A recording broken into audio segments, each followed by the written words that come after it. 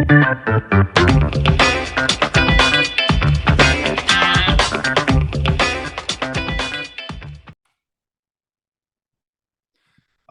right. Welcome back to another episode of the Real Estate Investing Club. Happy Friday, everybody. We are officially, I know I've said this before, but we are really in spring now because it is 75 degrees here in Seattle, which is absolutely unheard of. If y'all haven't gone to Seattle yet, literally, we are the best place in the world for 3 months out of the year. Every other time of the year, you don't want to be here, but come now. It's a great time. That's my little sales pitch for Seattle. Getting on to our current guest, Alex Rossman. He's very near us here in Portland, from Rossman Media. This is going to be an interesting episode because Alex creates spaces for social media use, essentially. And he also has his own media agency. So I'm super excited to jump into this, Alex. Thanks for hopping on the show. Thanks for having me. Yeah. Well, first of all, I can share the feeling you have right now when the sun comes out this time of year in Portland, Pacific Northwest. I get it. So it's nice to have the sun come out. We went through this long stage of just rain like we're used to, and now it's I think it's supposed to be like 85 this weekend or something here. So looking forward to that. Dude, it's fantastic. Here in Seattle, it's like the first few days of sun, people just go crazy. Where everybody's running around, just euphoric. It's the best time of the year. I know. All right. Well, I told you before we got on here, we like stories. We like to hear how people got to where they are. So why don't you take us back to the beginning of your real estate story? How'd you get into real estate? Yeah, happy to.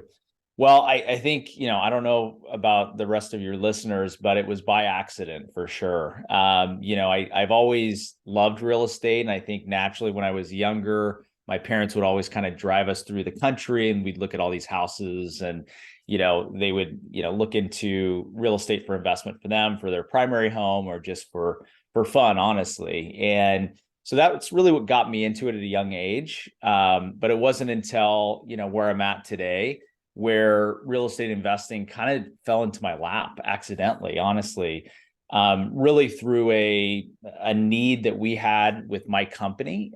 So as you mentioned early on, I own a media company, and as we've seen, social media has really moved towards creating user-generated content where it's very authentic. It's not so much in a commercial space. It's in your own kitchen. It's in, a living room. It's in an office space.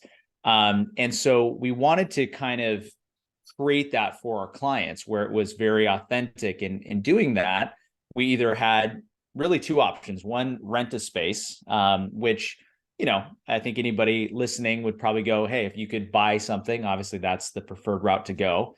Or we could go find something to buy, and that's where we would shoot content for our clients. And so that was the first, kind of way we're getting into real estate, aside from our primary home, which I bought with my wife, which I'm in now.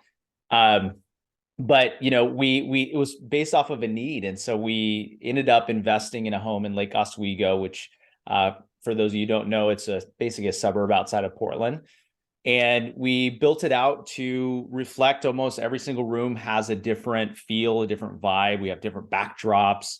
But it still feels like a home, right? And so it honestly just fell into my lap accidentally, and it's been something now we're kind of building upon, and looking into really building a real estate empire through creative use, which is definitely a new age way of looking at real estate investing.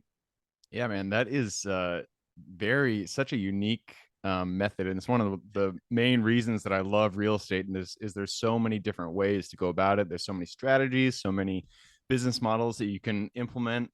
And so this is the first time we've had somebody on who's gone over this. I feel like this is a pretty new and unique take on special use real estate. And so it sounds like, and if I butcher any of this, just correct me. It sounds like what you're doing is you're buying properties, single family even, and then you're renovating individual rooms in that house or in that commercial property, whatever it is, to fit a specific use. If it would be like podcasting, you'd have a podcasting room, or I'm pretty bad at social media, even though I shouldn't be because I have a podcast, a TikTok room. I don't know, whatever the specific function is.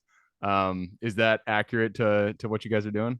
You nailed it. Yeah, we're basically investing in real estate, and you'll see it even in the rise with like Peer Space. If anyone listening is familiar, Like it's a WeWork place kind where of you thing. can, yeah, you can basically put your house up or a commercial space up for rent. It's basically for commercial use or for artists or creators. So it's a great way to, it's a great platform for that, to get the property out to people that for its intended use. But really, you're exactly right. I mean, we're investing in real estate, turning it into creative spaces that creators can then use, because historically it's been very much, you rent it out, to a family or whatnot, you have tenants. This is more so, really, renting it out for creatives to come in, like you said, shoot a podcast, shoot content for their brand or their small business. And you'd be surprised the demand right now for that type of real estate. It's pretty wild to see how far just in the last year, 2 years, that it's come where you put a space that's cool, that it's got some cool intricacies, cool furniture, cool aesthetic, and you're gonna really get a ton of interest from creatives. Yeah. No, I love the idea. And I feel like there's so many different applications in it. Here in Seattle, dadus are a big thing because they just changed the laws where you can add detached units to pretty much any single family lot out there. Yep, And in my mind, like changing a dadu to be very unique and fit this kind of function would be a good great way to example. kind of add a business to your property. 100%. Yeah, even so much so, like with the podcast. I mean, having kind of a cool backdrop and an area where, even if you put that out in the marketplace and say, hey, for those of you who are doing podcasts, here's a space where you can use it for, whatever rate that may be, hourly rate. I think you realize pretty quickly there's demand for it, especially as podcasts are continuing to increase in popularity. So Yeah, for sure.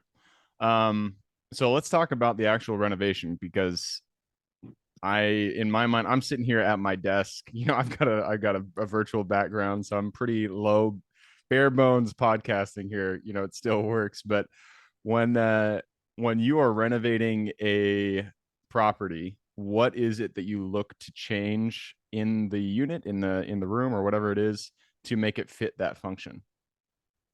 yeah, we're looking for more modern build outs or really real estate that has that opportunity to really, have modern finishes. Again, that's what people are kind of flocking towards. So things that we look at, from a aesthetic standpoint is just kind of more, mid-century modern type build out, or excuse me, framework that we can kind of build out. Again, we're looking at, in terms of priority level, usually the kitchen is something that we really want to put and emphasize a lot of our time and attention to, because we see a lot of our clients and anybody else out there, food bloggers, things like that, that want to use that space. So the kitchen Almost is like a a is a big commissary focal kitchen. point. Yeah. Exactly. Okay. So definitely focusing in on that. Obviously, as we're building out, looking at windows and lighting is a really big thing. So, skylights, big back in the 90s, still finding ways where we can kind of utilize space in that function is great because it requires less lighting. And again, this is a really different way and nuanced way of looking at real estate, but we look at it kind of from the lens of, behind the camera, what is that going to look like with the finished product? And do you add, is there any electronics technology that you add to the property to make it more functionable? I mean, I guess for things like TikTok or Instagram, it's just their phone, but is there Yeah. anything that you add on the technology side to make it fit better? You know, if we do, it's like, it's small things that help with efficiencies, electric, curtains, things like that. Nothing too wild on that front. I think for us, it's more so making sure that the space has good lighting. It's, appealing. It's a space that people actually want to shoot out of. Like we really kind of trialed this out. When we were in downtown Portland, we had rented a space and we put a bunch of very colorful furniture on one side. We had, some pretty intense wallpaper and things like that. And, people kind of want that aesthetic, right? They want that ability to shoot in places that may not be natural to them or what they're used to. So just again, finding areas where we can have cool accent walls and things like that definitely help. Interesting. Okay. And it sounds like you did this as a sublease. So well, I guess it wouldn't be a sublease, but you leased a property and then used that as the space to rent to other people Yeah. to do their shoots. Yeah, that was kind of our pilot. That was our way of testing the market and really Mm-hmm. seeing how it works. So yeah, we rented a really a creative loft space in downtown Portland, and really good lighting, just your very typical loft, brick walls, old wood floors. And we just really came in and renovated it, put in new furniture, built out some areas that are kind of, like I said, geared towards kind of more colorful backdrops and things like that. And again, it worked. I mean, we were booked out pretty much every single day for the entire year of the lease. So Wow. what we realized is, okay, we're getting people from podcasters to small business owners that wanted to use the space Mm. just for shooting content. And so we said, all right, now we're going to stop renting. We're going to buy, and we're going to try that model again. And it's worked as well. So I think finding cities also that are more creative. So Seattle would probably be a great one. Portland, good one. Any big city, LA, Austin, New York, I think really lends itself well to that kind of creative network. Yeah, yeah, that makes sense. I was gonna say this probably isn't gonna work in a small town in North Dakota, but in a big big city, it's a Totally. good mix. So how about rates? What do you charge on a do you charge on an hourly basis? Do you charge on a daily basis? How do you actually I don't know, how do you structure it?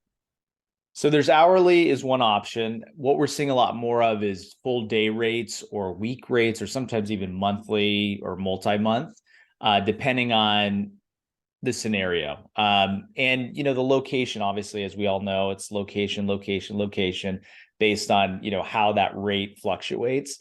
Our Lake Oswego studio, just to give it some color, average kind of monthly is 58 to 6,000 a month, 5,800 to 6,000 a month, is kind of our average rate. Okay, okay.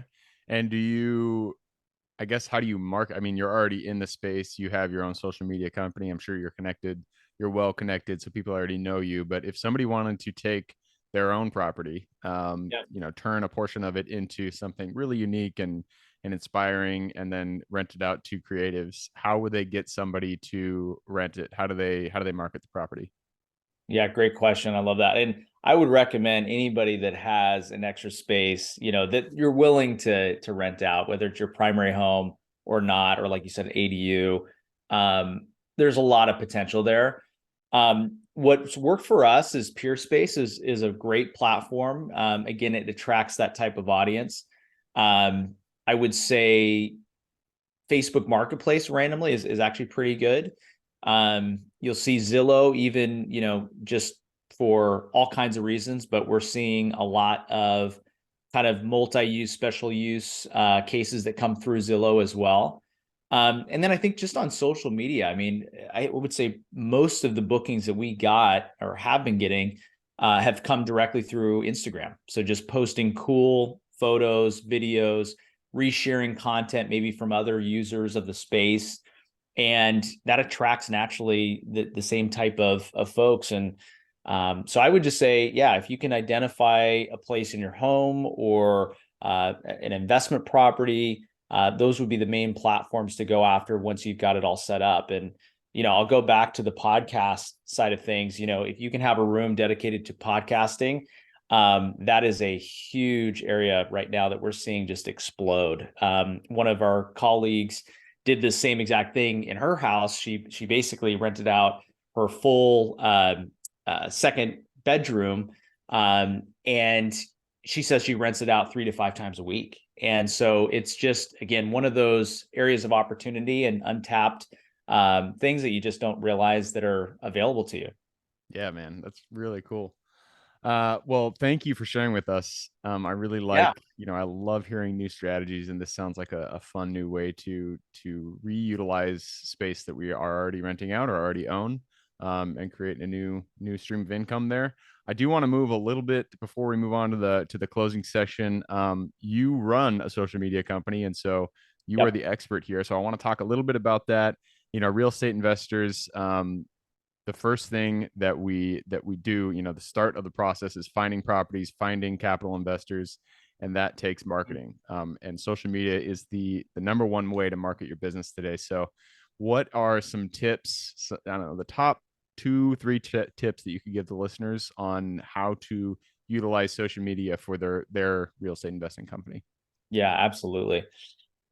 Well, with the rise of TikTok, with the rise of Instagram, being a presence on those platforms is so important. So consistency is everything, right? So being a thought leader, just like you're doing right now, Gabe, is just getting the content out there more consistently, talking about things that are relevant in the space and building that credibility. And that's done just through this. I mean, it's done through content, but I think where the biggest downfall is of real estate investors or people that are trying to kind of build their following on social is the lack of consistency, right? Mm. They start posting maybe once and then they fall off for a few weeks, a few months, and then they get back to it.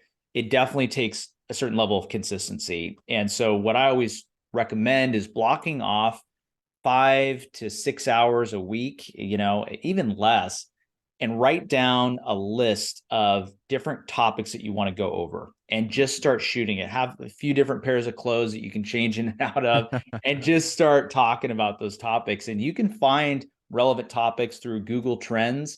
You can find it through a program called BuzzSumo, and just type in real estate and it'll populate. Even now with Chat GPT, like you can populate tons of topics like in real time. And so I think just that consistency is really important and making sure that you're staying true to it. And ultimately that is going to attract, capital partners, right? Naturally. And, even so much, with us, I mean, we're so active in the space that, we've been able to get investors to buy into the creative real estate approach that we're taking because it's nuanced, it's different. We're talking about it, we're getting the conversation going, and naturally, you can spread that message pretty far, and that net can be cast pretty far, just through creating content.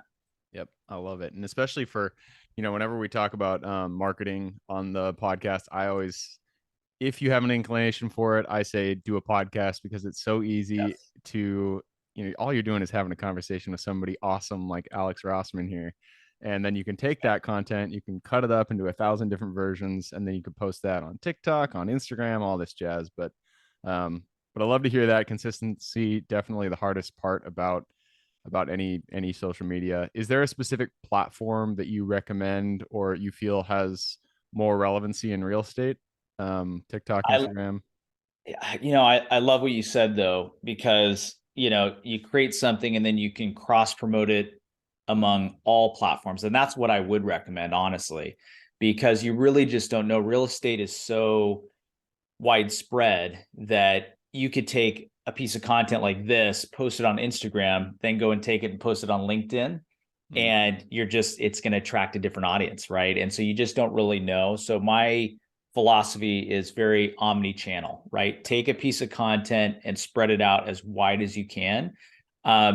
With regards to real estate, obviously any platform that is more visual Mm. is best. So platforms like Twitter, believe it or not, are actually not going to be as appealing in some cases. I mean, some they are, but I would say more visual platforms like a TikTok, like an Instagram, like a LinkedIn, which any of you watching this, start posting religiously on LinkedIn because that platform actually has the highest level of reach.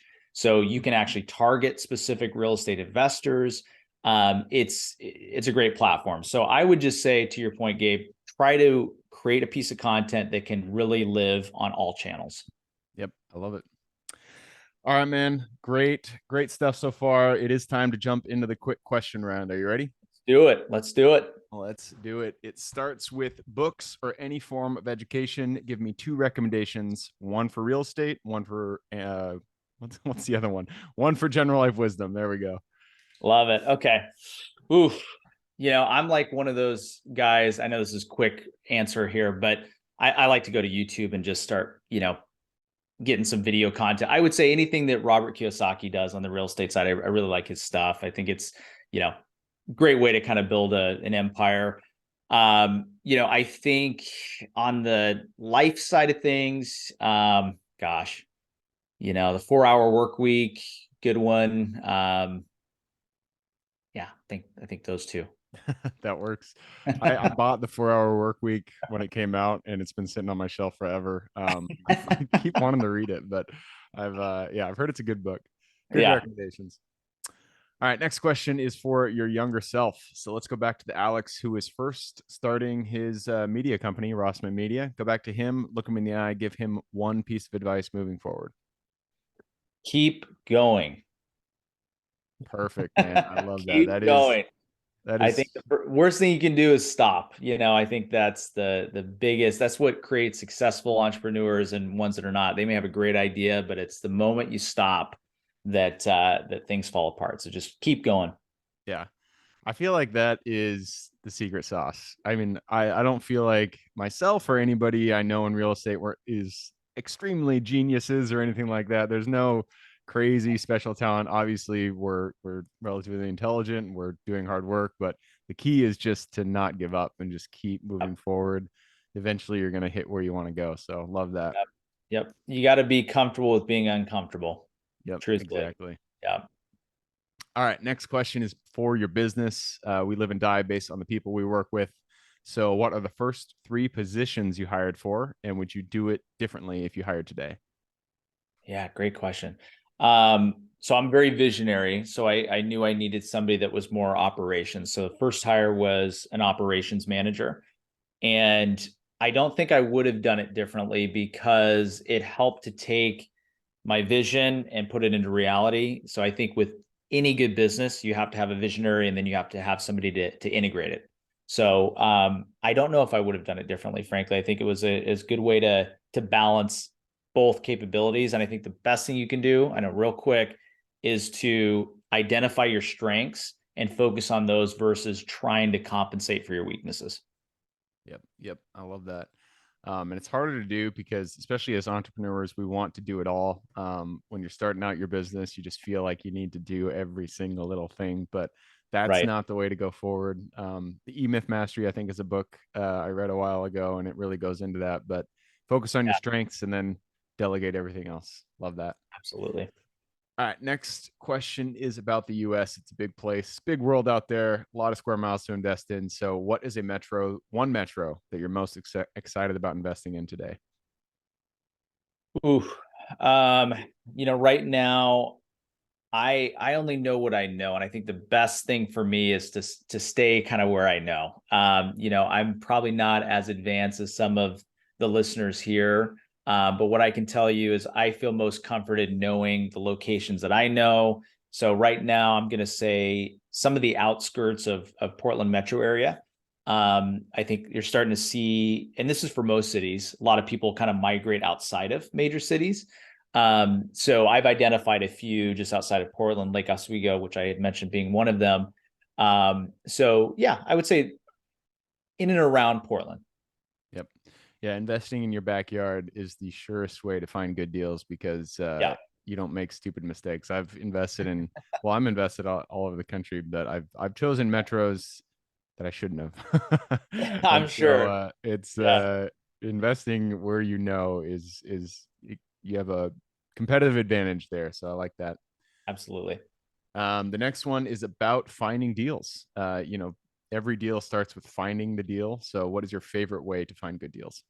I wake up every morning and I go on Zillow and I just scroll. And for me, Tried and true. it's tried and true. There's so many platforms now that you can tap into, and I know that. And I don't claim to be up to speed on all of the real estate tech that's out there. But what I can tell you is that Zillow, especially if you know the area that you're looking at, is a great tool. even just your local real estate agent, if you can tap them for some off market opportunities, pocket listings, just kind of keep your finger on the pulse of what's going on in the markets that you want to focus on, I think is still really the best way to go. Yep. Yeah, I mean, we talked about it earlier. Consistency is key, and the same goes for marketing. If you just choose one way and do that thing every single day, you're gonna find success. We do Yeah. cold calling. People do Yep. yellow letters. They do texting. They look at Zillow, whatever it is. Talk to brokers. If you just choose your method and just really nail it down, that will bring you the success you're looking for. Couldn't agree more. All right, next one is for mentors. None of us are islands. We all stand on the shoulders of giants. So, who is one mentor who has contributed significantly to your career today? Oof. I've got to say, hmm, I have two. Okay, so my dad, because he was always very entrepreneurial, so I learned a lot from him. Growing up, just in my ear all the time: be your own boss, be your own boss. So that has really stuck with me and definitely has mentored me through different inflection points as an entrepreneur. On the media side, I got into the media world during 2016-17 when Gary Vaynerchuk was really big and blowing up, and so a lot of his videos really resonated with me at that time. So definitely a good mentor, particularly in the media space. Yeah. Yeah. I feel like in 2000, yeah, it probably was around 15, 16 when Gary was just everywhere. Whenever I picked up a phone, it would be a It's Gary like, post. hey, it's like, geez, Yeah. out of Yelling at you. nowhere. God. But it's That's like, cool. it's some of the stuff you take some of those tidbits and they last with you. And now it's, there's so many great, thought leaders out there. But, I just remember really, intently 2016 when I started my company, it was like, boom, immediately flocked to what he was doing. But yeah, hard Yeah. not to when you see him everywhere. That's awesome. Well, shout out to your dad and shout out to Jerry for helping Alex get to where he is. That moves us to the second to last question, and this is about your strengths. We are all gifted with gifts that we uniquely provide this world. So, what is your Superman strength?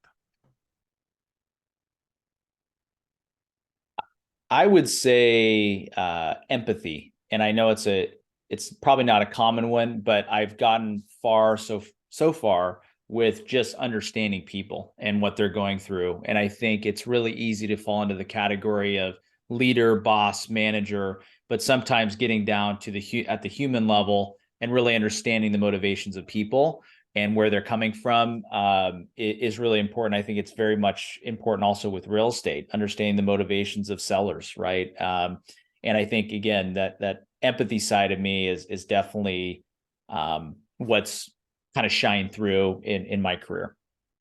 Yep, it's all relationships. I love that. All right, that leads us to the very last question. This is for the listeners. I'm sure people want to reach out, get in contact with you, learn a little bit more about Rossman Media, what you guys do there.